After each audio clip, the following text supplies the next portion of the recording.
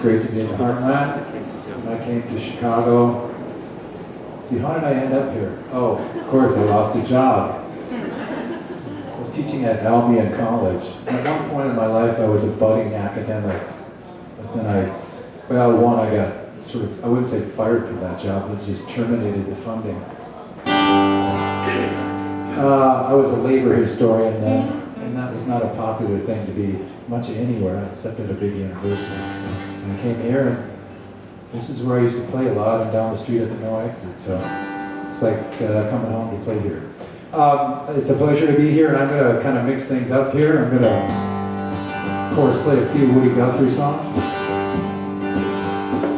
I got this wind blowing in my hair. I feel like I should be in a video or something.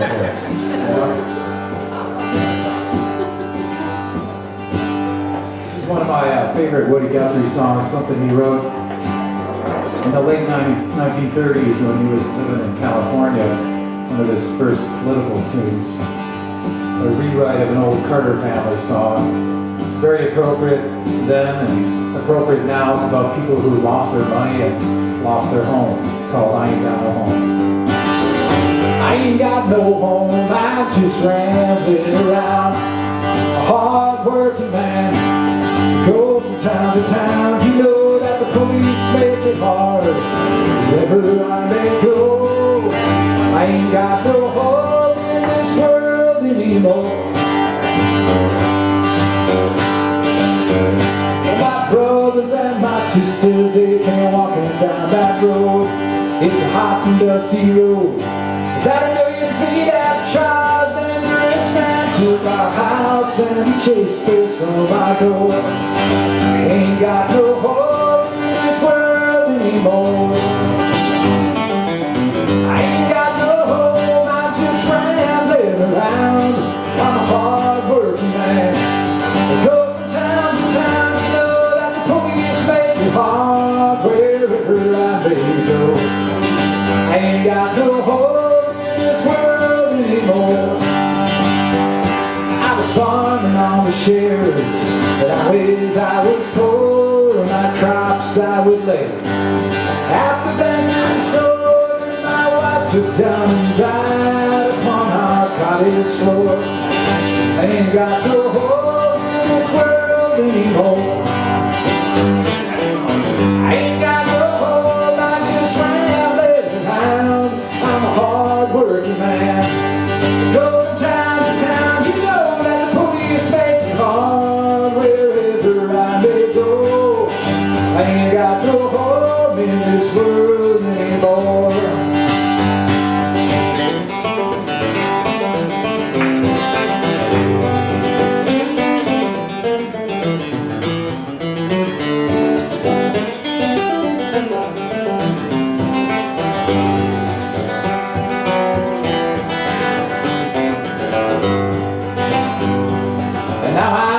Rambling just to see what I can see.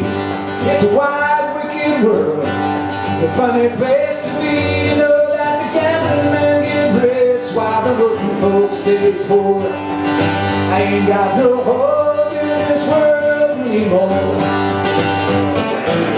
I ain't got no home, I'm just rambling around. I'm a hard-working man. Go from town to town, you know that the police make it hard. Wherever I may go, I ain't got no home in this world anymore.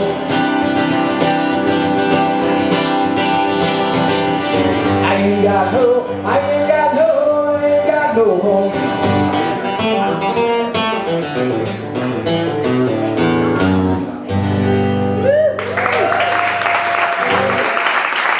Thank you.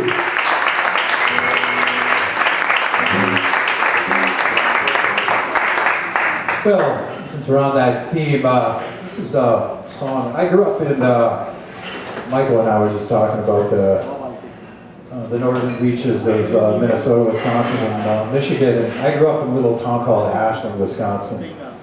Pretty broke down, blue collar mining lumber town.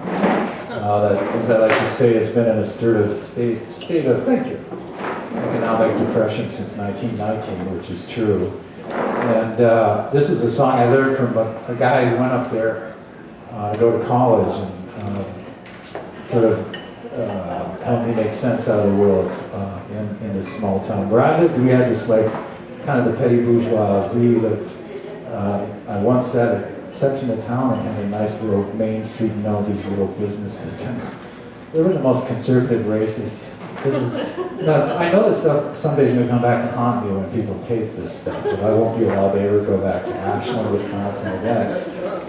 But they were a pretty right-wing bigoted group downtown, and so I learned this song. It was perfect. It's called the Bourgeois Blues. It was written by Leadbelly in 1941, and it was really an attack on racism that he wrote after being denied a chance to rent an apartment, and he asked a few of his friends, why was it he couldn't rent? And somebody said, because you're in such a stinking bourgeois town. So for me to understand my youth in northern Wisconsin, sometimes when I had to deal with people, I just had to say it was a stinking bourgeois town. So this is the Bourgeois Blues.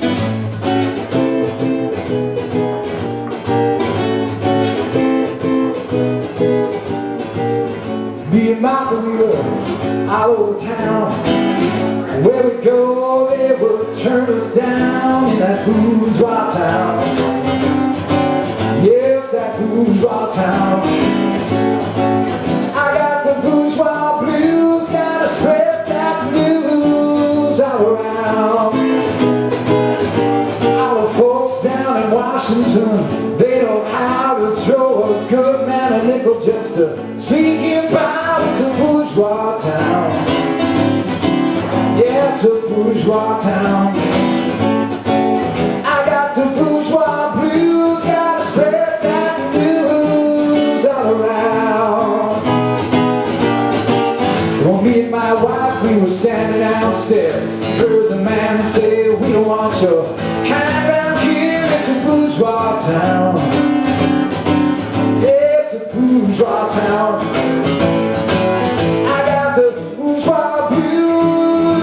Spread that news all around. Well, now, all you folks better listen to me. Don't let yourself be mistreated by no bourgeoisie. It's a bourgeois town. Yes, a bourgeois town. I got the bourgeois blues, gotta spread that news all around. You know the DA, I wouldn't let Marian Anderson in. But Mrs. Roosevelt was her best friend in that bourgeois town. Yes, that bourgeois town. I got the bourgeois blues, gotta spread that news all around.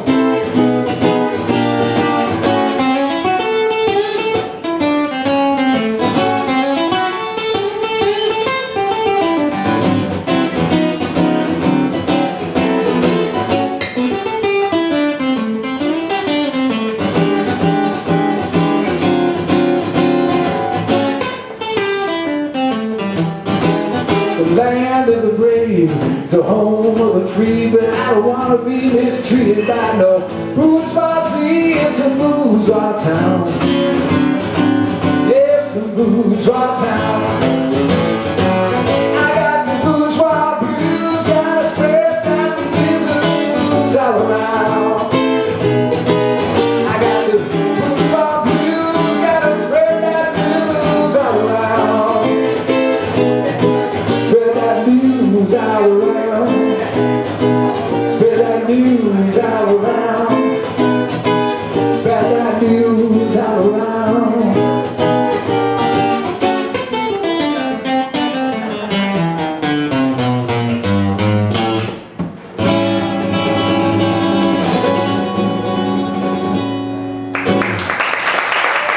Thank you.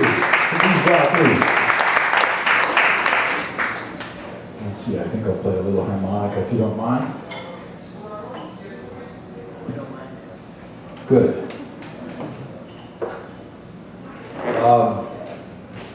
When I was a kid, how can I say this? I wasn't really religious as a kid, though. Like many people, I had to go to church on occasion. As I got older, I had even less interest in religion. Probably because I studied history, and history is just one cruel story of religion's misuse in order to declare some people differed from us, in order to, of course, kill them if necessary.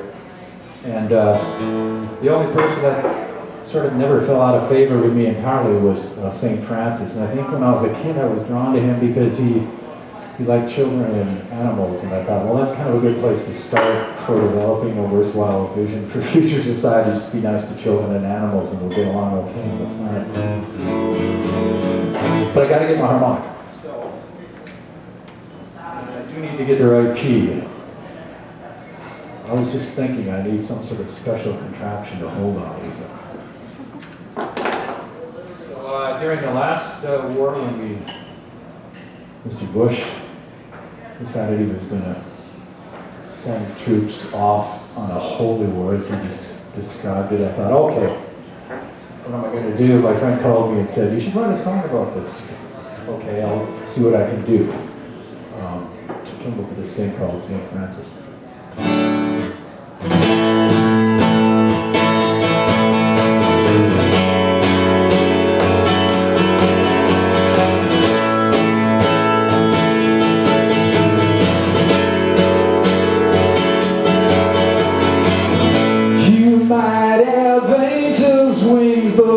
Don't mean you'll fly.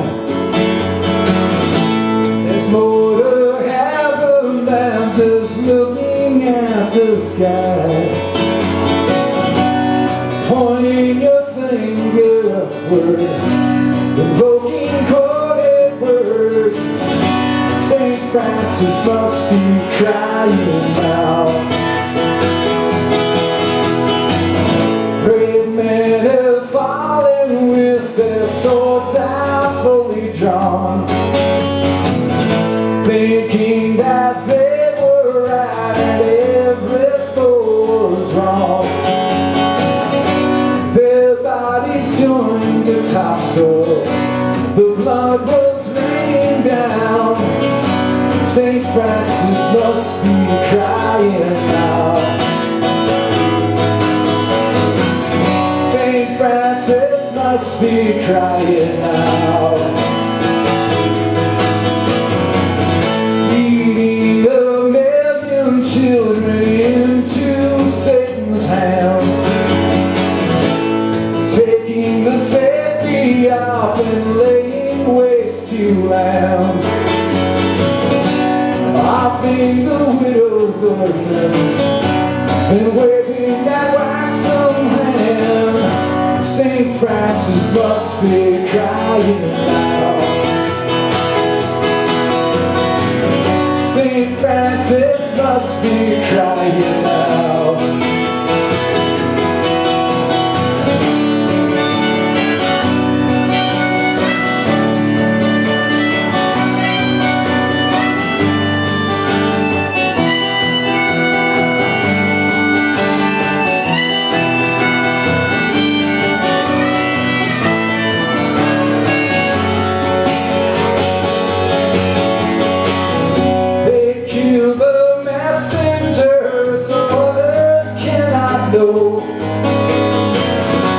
Behind those curtains, all those clowns are wearing clothes. Legion with the sabers, they kill the white winged dove. St. Francis must be crying now. St. Francis must be crying now.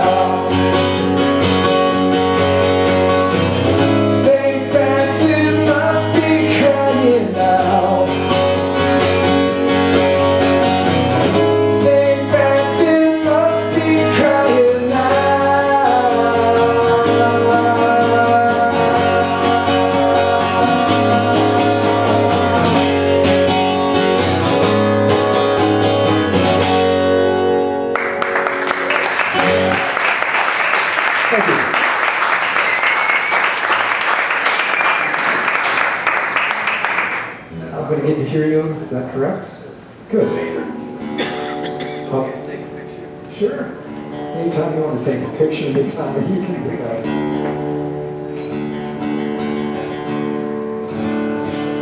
Jim asked me if I was going to play this song, and yes, I am. This is a Woody Guthrie song, actually one of Woody's last, well, I guess I should give you a little bio information on Woody Guthrie. What happened to Woody is he had Huntington's disease. That's what ultimately did him in. But some of the symptoms started to manifest themselves, probably I'd say in his 30s, late 30s. And his songwriting started to slow down at that point. He was born in 1912. And then around 1952 to 54, he was in and out of the hospital, and then ultimately spent the last 15 years there. So 1957 he died, 67 he died in the hospital. But one of the songs he wrote, kind of the later ones, a really good one, based on a story in California. There was a plane that crashed there, 1948, a DC-3, and around 40 people died in the crash, the pilot and the crew, and then 36, 37 migrant workers that were announced on the radio as deportees. And Woody heard the story about the radio report. They mentioned the names of the pilot and the crew, but they didn't mention any of the migrant workers who were being deported back to Mexico. There is a little bit of a happy ending to this story, and that is that last weekend, thanks to the efforts of many people, including the Woody Guthrie Foundation and the Musicians Local 1000, which I'm part of out of New York, donated money, and they put up a monument to those people that died in that plane crash, and in fact all their names have now been identified as well, so I'm happy that they were able to do that, and they had a nice ceremony at the cemetery just last Sunday. So this particular song is called Deportee.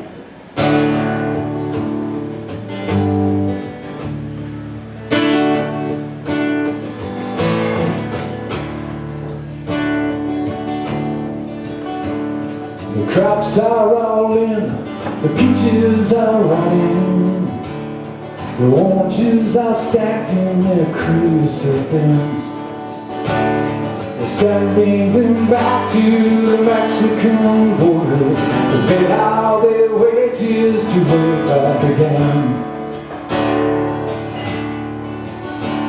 My mother's own mother, she waded that river.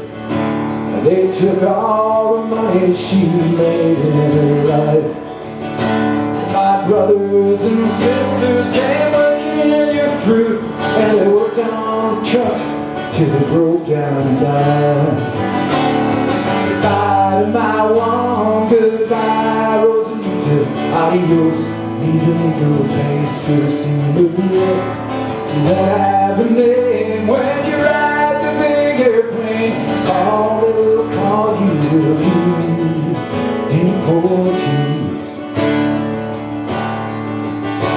Some of us are illegal and others aren't wanted.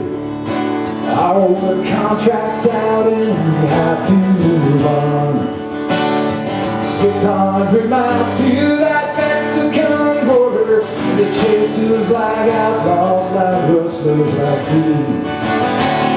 Goodbye to my one, goodbye Rosalita, adios, mis amigos, hey, Cecilia.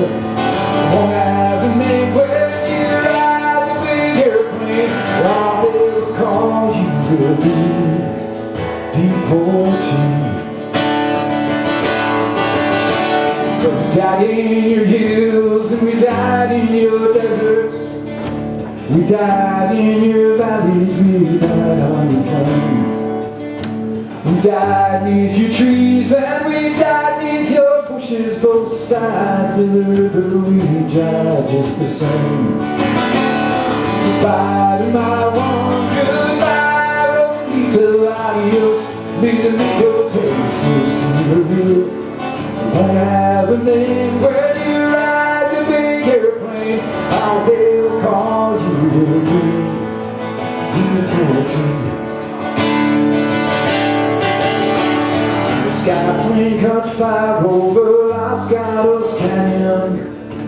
A fireball of lightning, it shook all the land. Who are these friends who are scattered like dry leaves? The radio said says, hey, they're just devotees. Bye, my one, goodbye, Rosita, adios. These amigos, they see you won't have a name when you ride the bigger plane. All will call you a devotee. It's the best way we can grow our great orchards. Is this the best way we can grow our best crops? To be scattered like dry leaves, to run on our topsoil and called by no name except devotee. Goodbye, my one, goodbye, Rosita, adios. These amigos, hey, seriously, reveal. You won't have a name where you ride the bigger plane. All they will call you will be devotee. That's all they will call you will be devotee.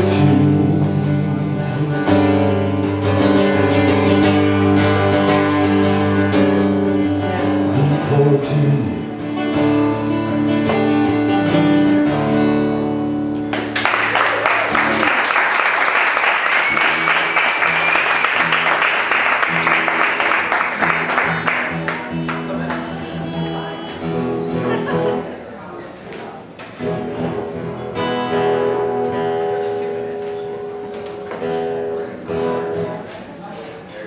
Well, I don't know if I can play this or not, but I think I'm going to give it a shot. I'm going to use that one then. It's not a labor song by any stretch. Or a protest song. The last person who was publicly hanged in Illinois was a guy named Charlie Berger. And you might say it was the beginning of the campaign against the death penalty. Charlie Berger was a Jewish gangster from downstate Illinois. Being Jewish in downstate Illinois with Martin was rather unusual. He was actually born in Russia, but then raised in St. Louis, and ended up living in southern Illinois, worked as a ranch hand for a while, was a coal miner, was actually pro-union based on his experiences in the coal mines of southern Illinois, but then got in trouble with the law. People tended to remember him fondly in southern Illinois, one, because he was pro-union, and two, he was anti-Ku Klux Klan. The Klan controlled the legal apparatus in parts of southern Illinois in the 1920s, so he was not at all averse to exercising his right to bear arms by getting in armed conflicts with the Ku Klux Klan.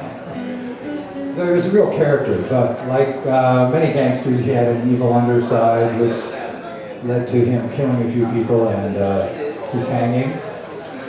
True Charlie Berger fashion, on the day of his death, as he was asked his final words from the gallows, he said something very similar to this. I'm probably misquoting him, but it was something like, had a big smile on his face and said, "It's a great day to die."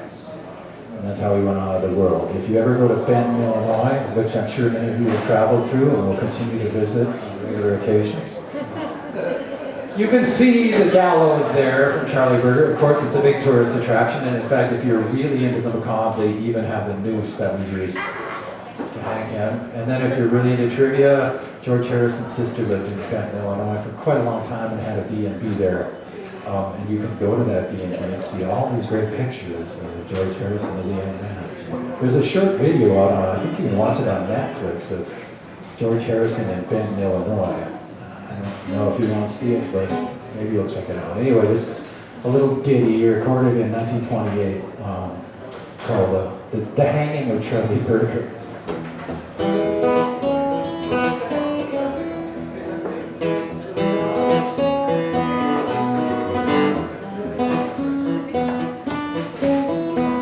I'll tell you of a bandit from a great Midwestern state. Never learned the message until it was too late. Man was bold and fearless, the leader of a band. His boldness could not save him when the law said you must hang him. The bandit's name was Berger, he lived at Shady Rest. People learned word the fear came throughout the Middle West. Down in Old West City, Joe Adams was shot down, and then the cry of justice was, murder must be found. Dan Thomason was captured, he turned state's evidence. Burger was found guilty, for he had no defense. He asked for a rehearing, but that he was denied. In the county jailhouse, take his life he tried. On the 19th day of April in 1928, way out west in Benton, Charles Berger met his fate. Another life has ended, there's another chapter done. There's a modern man that gambled on a game that can't be won.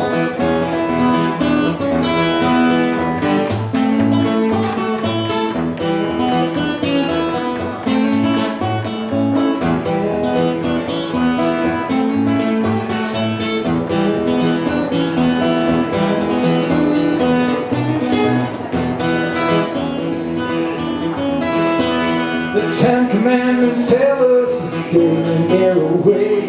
If we do not heed it, sometime we'll have to pay. We almost face our master, our final trial to stand. Then we learn the meaning of houses built on the sand. Then we learn the meaning of houses built on the sand.